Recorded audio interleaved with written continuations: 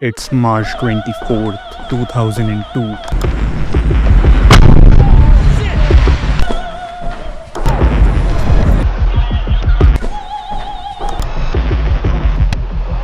The stars are out, the tuxedos are crisp, and the Academy is celebrating what it loves the most: prestige.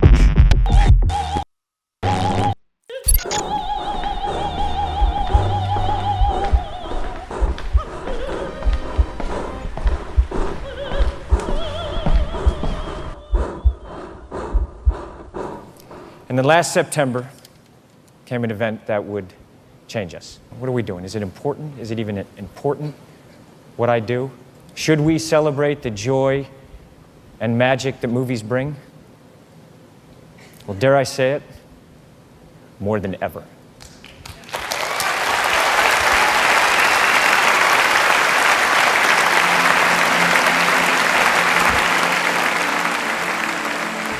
Denzel Washington makes history. Oh, God is good. God is great. Halle Berry breaks barriers. A Beautiful Mind. That's the only way we win. The Fellowship of the Ring.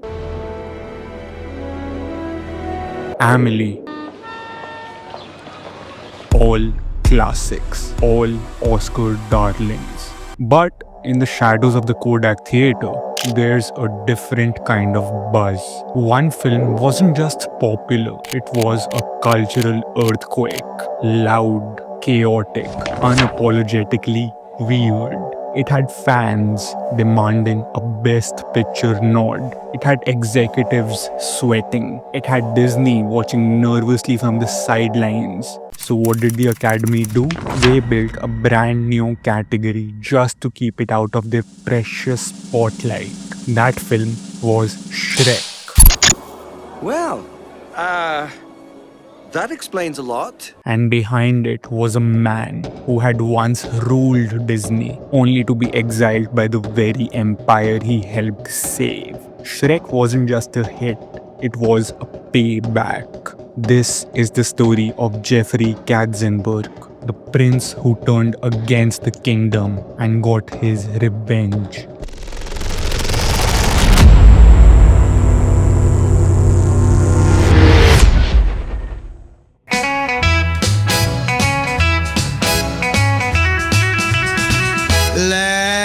Lights are low, the moon just right. Feet are moving, hearts take flight.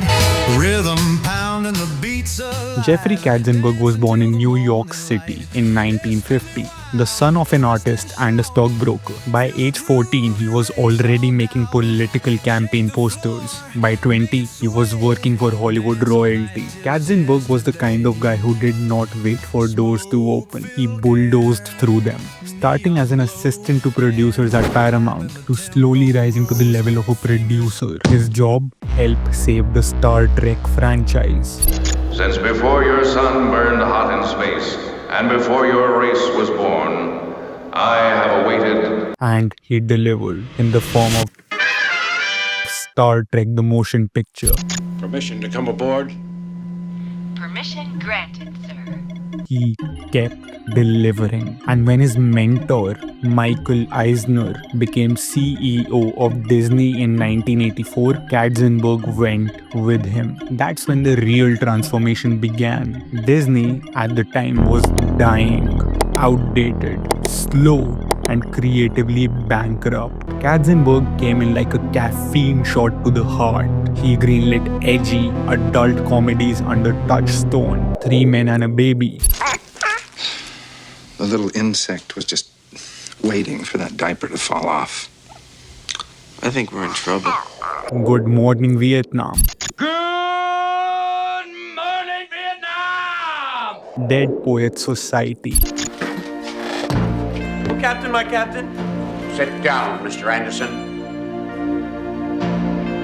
He made Disney cool again. By 1987, they were #1 at the box office. Then came the real resurrection, animation. Katzenberg took a struggling animation department and turned it into a renaissance. The Little Mermaid. Have you ever seen anything so wonderful in your entire life? Beauty and the Beast.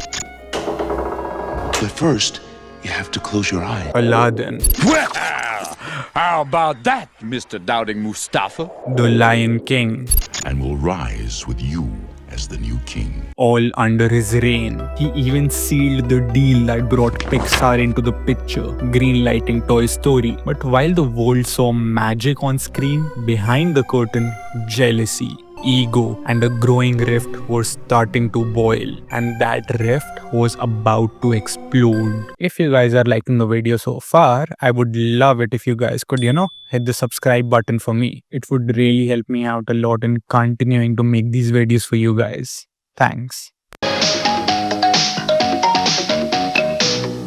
It's a somber mood that hangs over the Walt Disney Studios in Burbank, California today as Hollywood says goodbye to Disney's late president, Frank Wells.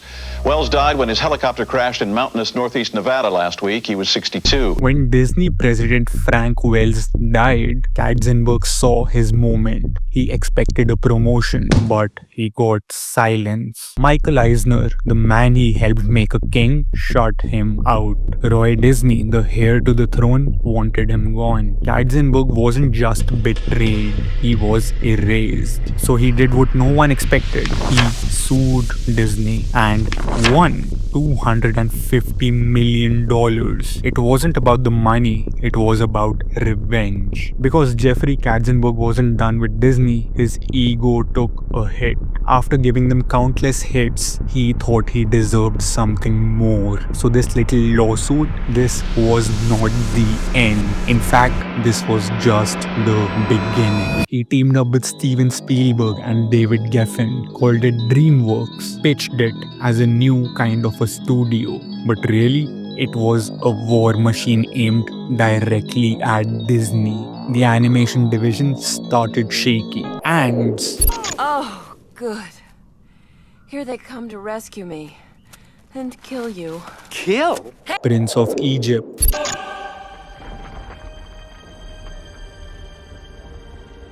El Dorado. Guys, you're broke! You got nothing to bet with! Oh yeah? I got this.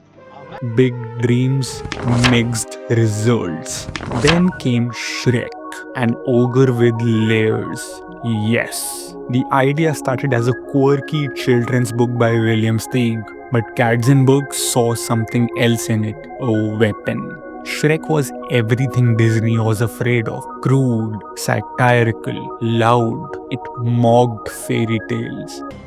What? It mocked Disney's fairy tales. Oh, no. Dead girl, off the table! Where are we supposed to put her? The bed. It mocked Katzenberg's old life. Mike Myers, Eddie Murphy, and Cameron Diaz gave the film star power. The jokes were sharp, the visuals stunning, and the satire unapologetic. Lord Farquaad, a parody of Eisner.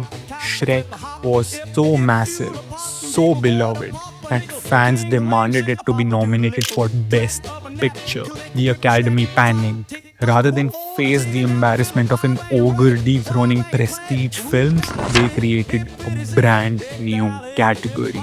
Best Animated Feature. Shrek won. But the message was clear. Animation had changed, and so had Katzenberg. It made Katzenberg king again, but even kings can be paranoid, and his next moves would make or break him. Flush with Shrek money, Katzenberg declared a war on hand-drawn animation. Shut it down. Bet everything on CGI. Madagascar. Hi there! Kung Fu Panda.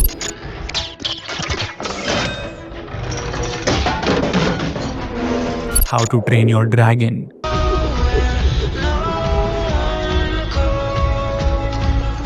It worked for a while. But the cracks were forming. One flop could sink a quarter. Investors were nervous. Even when the company faltered, stock drops, layoffs, misfires like Turbo and Peabody and Sherman, Katzenberg stayed the course. He diversified, bought classic media, invested in awesomeness PV, made deals with Netflix, and then in 2016, DreamWorks was acquired by NBC Universal for $3.8 billion. Flush with cash, Katzenberg launched Quibi, a mobile-only streaming app with quick bites for content. It raised nearly $2 billion.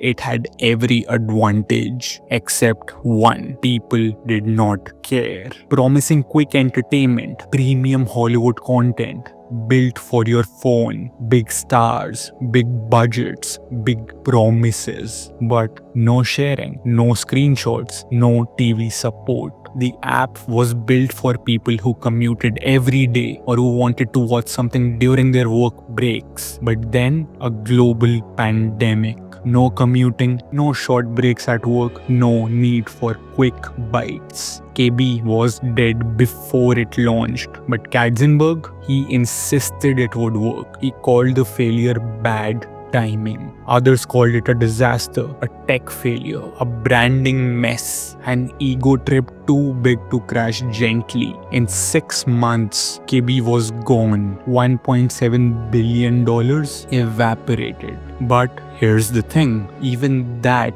might not be the true end of Katzenberg's story, because what came next is what no one saw coming. Most men would vanish after a fall like KB, not Katzenberg. He is still taking meetings, still whispering in Hollywood's ears, still plotting a comeback.